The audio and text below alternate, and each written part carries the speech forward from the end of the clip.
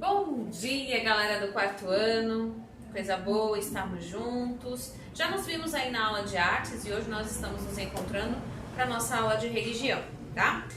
Vou falar novamente meu nome, para quem ainda não está familiarizado, meu nome é Rosângela e acompanharei vocês em duas disciplinas, artes e religião, certo? Vamos lá! Pessoal, hoje o tema da nossa aula é bem legal. Eu vou até virar um pouquinho aqui, vai sair um pouquinho espelhado, creio, mas vai dar para entender. Hoje nós vamos falar sobre cristianismo.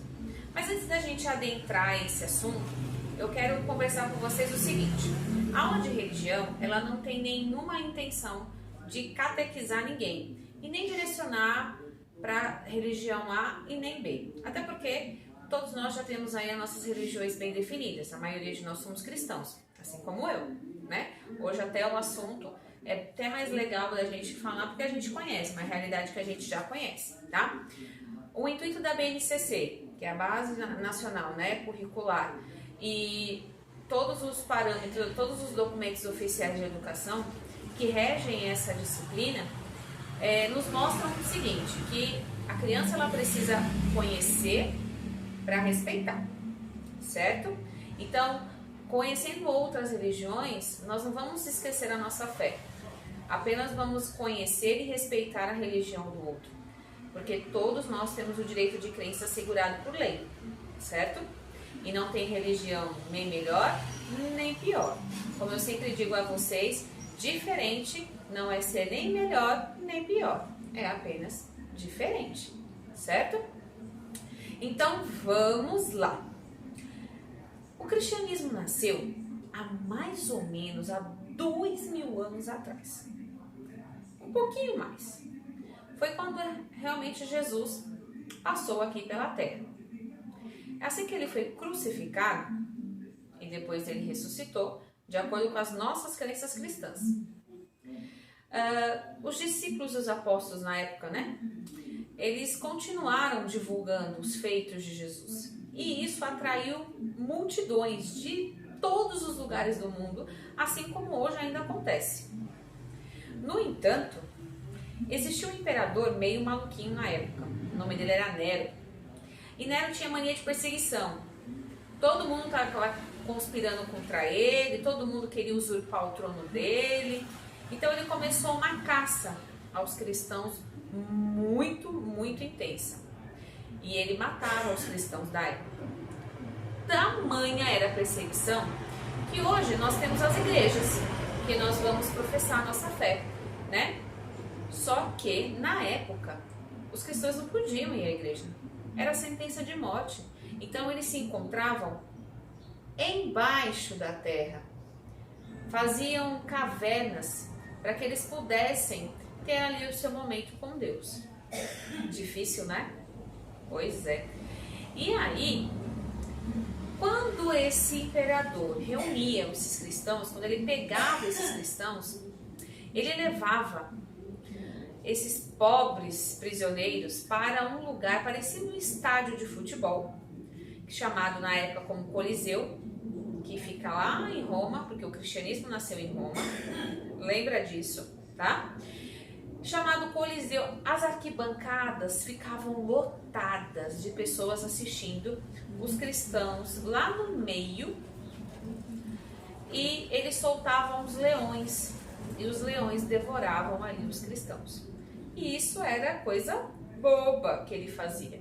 Fora outras mortes que ele tinha as ideias dele maluca e executava, né? Então esse foi o início do cristianismo. E o cristianismo, ele tem alguns símbolos. O primeiro símbolo mais representativo do cristianismo é a cruz, né? Depois nós temos o vinho, representando o sangue de Cristo, o pão, representando a carne de Cristo. Nós temos o peixe, que também é um símbolo do cristianismo, né? É um desenho mais ou menos assim do peixe, que representa o cristianismo. Temos alguns símbolos, o cordeiro, né? Tem a vela, tem alguns símbolos cristãos bem muitos. Que aí até vou pedir para vocês depois fazerem uma colagem para a próxima aula, mas segura aí, vamos terminar de falar sobre o cristianismo, certo? Quer dizer, terminar não, né? Iniciar explicando para vocês aí como é que surgiu, né? E como foi esse início. Depois de muitas perseguições, chegou ao poder um imperador chamado Constantino, que se converteu ao cristianismo, e só aí houve um período de paz aí para os cristãos poderem professar a sua fé de maneira livre e de uma maneira que eles pudessem professar sem correr risco, né, de morte, mínimo, né? E aí chegou até o nosso momento de hoje, certo?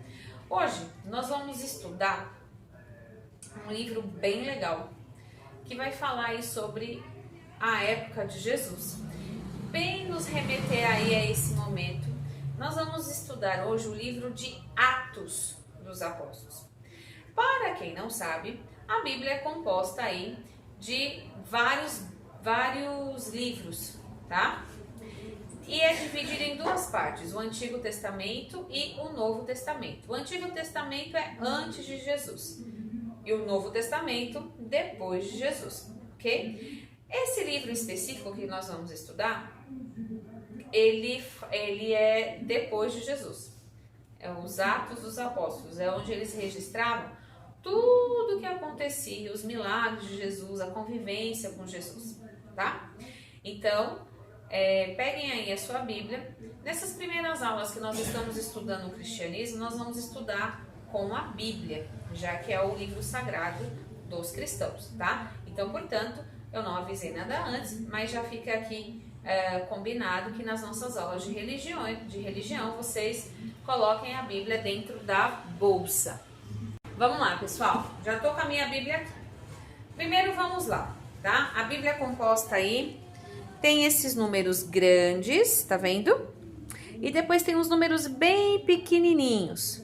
Os números grandes nós chamamos aí que ele mostra o número dos capítulos. Os números pequeninos são os versículos, ok? Então, eu vou ler para vocês o que nós vamos encontrar nesse livro de Atos dos Apóstolos, tá? Atos dos Apóstolos é o livro que continua a história de Jesus e do Evangelho. História esta que começa no Evangelho de Lucas. O autor conta como a mensagem de Cristo foi anunciada em Jerusalém e em toda a Judéia e Samaria e até os lugares mais distantes da terra. Começando na terra dos judeus, o Evangelho chega até Roma, a capital do Império Romano, tornando-se uma religião para o mundo inteiro, pois Jesus Cristo é o Salvador de todos nós. Neste livro destacam-se duas pessoas, o apóstolo Pedro e Paulo. Pedro dirige o trabalho cristão em Jerusalém e Samaria, e também Lida, Jope e Cesareia. Do capítulo 13 em diante, o livro fala especialmente de Paulo e de suas muitas viagens pelo Império Romano. Outros líderes são Estevão, o primeiro mártir cristão. Por que é o primeiro mártir cristão? Porque Estevão, ele foi um apóstolo que foi apedrejado por ser cristão. Ele foi pregar o evangelho em um determinado lugar e lá eles não receberam ele muito bem e apedrejaram Estevão. Então por isso que fala que ele foi o primeiro mártir, tá? Filipe, que anunciou o evangelho ao oficial etíope, Barnabé, Timóteo, Silas, companheiros de Paulo, e Lídia, da cidade de Filipos. Mas o papel principal é do Espírito Santo, pois é ele quem guia e fortalece os seguidores de Jesus nos trabalhos das igrejas e no serviço de anunciar o evangelho pelo mundo inteiro. Então aqui, a minha Bíblia, eu vou até explicar para vocês o seguinte. A Bíblia ela tem várias traduções, tá? A minha, ela tá na nova tradução da linguagem de hoje, porque eu gosto mais dessa tradução. É uma linguagem mais atual, mais fácil de você entender. Mas tem outras versões e pode ser que na hora que eu comece a ler, a sua Bíblia esteja um pouco diferente. Mas não é porque a minha tá certa, a sua tá errada, a sua tá certa, a minha tá errada. Não, é porque há várias traduções, tá bom? Mas não se preocupe que depois a gente conversa, a gente se entende, vai ficar tudo bem, tá bom? estou lendo aí para vocês o primeiro capítulo do livro de Atos, tá? Vamos lá? No primeiro livro, prezado Teófilo, no primeiro livro que escrevi, contei tudo o que Jesus fez e ensinou, desde o começo do seu trabalho até o dia que foi levado para o céu. Antes de ir para o céu, ele deu ordens pelo poder do Espírito Santo aos homens que ele havia escolhido como apóstolos. Depois da sua morte, Jesus apareceu a eles de muitas maneiras, durante 40 dias, provando, sem deixar dúvida nenhuma, que estava vivo. Os apóstolos viram Jesus e ele conversava com eles a respeito do reino de Deus.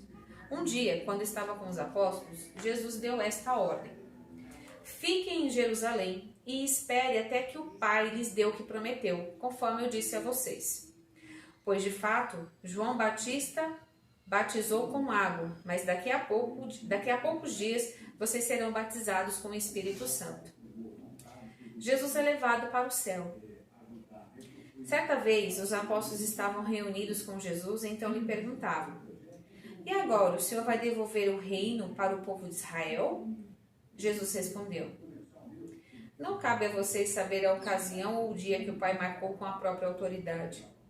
Porém, quando o Espírito descer sobre vós, vocês receberão poder e serão minhas testemunhas em Jerusalém e em toda a Judéia e Samaria, e até nos lugares mais distantes da terra. Depois de ter dito isso, Jesus foi levado para o céu diante deles. Então uma nuvem o cobriu, e eles não puderam vê-lo mais. Ele ainda estava olhando firme para o céu enquanto Jesus subia, quando 2 homens vestidos de branco apareceram perto deles e disseram: homens da Galileia, por que vocês estão aí olhando para o céu? Esse Jesus que estava com vocês e que foi levado para o céu, voltará do mesmo modo que vocês o viram subir. Então vamos parar um pouquinho aqui. Primeiro a gente percebe que essa carta foi direcionada a um determinado apóstolo chamado Teófilo. E ele está narrando aí aquele momento em que Jesus foi crucificado, né? E que Jesus disse aos discípulos que ele ressuscitaria dentro de 3 dias e voltaria, né? E Jesus realmente apareceu para os apóstolos e provou que estava vivo, e só assim os apóstolos deixaram a tristeza de lado, porque eles conviveram com Jesus por muito tempo, viram, né, os grandes prodígios e milagres que ele fazia, e quando Jesus foi crucificado, eles ficaram muito tristes e sem saber o que fazer. Só depois que Jesus apareceu para eles, dando as novas diretrizes, é que eles puderam ter ânimo para continuar a espalhar as boas novas, que a gente chama de boas novas o Evangelho, né? Uma palavra de salvação, uma palavra de fé, porque cada pessoa que tem um contato, né, com o Evangelho, ela acaba sendo aí uma pessoa que passa luz, que transmite luz, né? Às vezes você encontra alguém triste, você lembra de alguma parte da Bíblia e você diz para aquela pessoa e aquela pessoa fica feliz. Então, é mais ou menos isso. Então, a missão dos apóstolos era multiplicar em número. Era fazer com que as pessoas do mundo inteiro, dos 4 cantos do mundo, conhecessem as novidades, né? Conhecessem os feitos de Jesus. Porque Jesus já não poderia estar aqui em carne e osso, mas os apóstolos iam continuar a pregar e a falar e a divulgar as boas novas, certo? Bom, pessoal, eu vou parar por aqui hoje, porque é muito extenso e a gente vai ter algumas aulas para discutir esse livro, que eu vou resumindo aí para vocês, que são mais de 20 capítulos, né? E nós não teremos tanto tempo aí para trabalhar com tantos detalhes que eu gostaria muito de poder, mas infelizmente o nosso tempo é meio restrito, porque eu quero que vocês conheçam também outras religiões, tá? E a atividade de hoje vai consistir no seguinte: eu quero que vocês, deixa eu apagar aqui, para que vocês Então, lá, pessoal, a atividade é: escreva o que você aprendeu sobre o cristianismo nessa aula e depois você vai fazer um desenho bem bonito sobre tudo que nós discutimos, tudo que nós falamos aqui, tá bom? Grande beijo e até a próxima aula. No final do vídeo eu vou deixar a lição de casa, tá bom? Cheiro!